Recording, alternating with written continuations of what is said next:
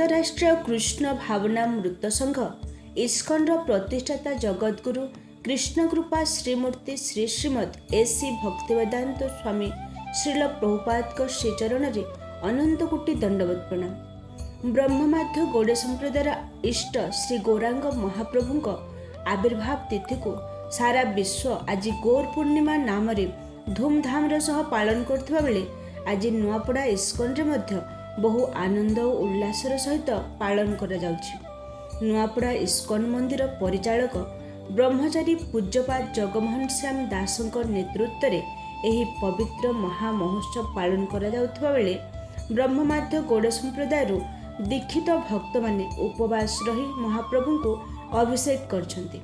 एही पवित्र महामहोत्सव नुआपड़ा सहर तथा जिल्लार विभिन्न अंचलरू श्रद्धालु भक्तगण मध्य बहु संख्यार सामिल होते। गुरु परंपरार अनुसार विधिपूर्वक महाप्रभु समस्त रीतिकांति होइतिला।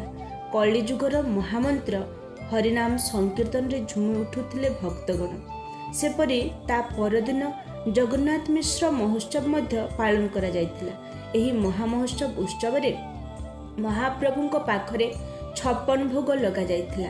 परे हरिनाम संकीर्तन रे महाप्रभु को पुष्प अभिषेक करी भक्त माने परस्पर मध्य पुष्पहोली खेलिथिले। परे समस्त भक्तगण महाप्रसादर आनंद नेथिले।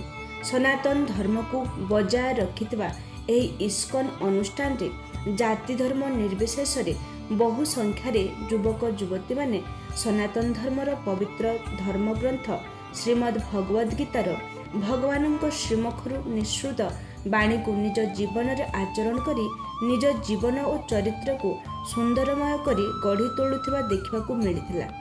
एणु आपण और आपणक पिलामानंक मध्यरे संस्कार आनी निज परिवार परिवेश को सुंदरमय करी तोलिबाकू चाहन्ति ताहेले अंचल रे थिबा निज अंचल रे थिबा इस्कॉन सहित जोड़न्तु और आध्यात्मिक चेतना रे रही निज आत्मोन्नति करन्तु। धन्यवाद।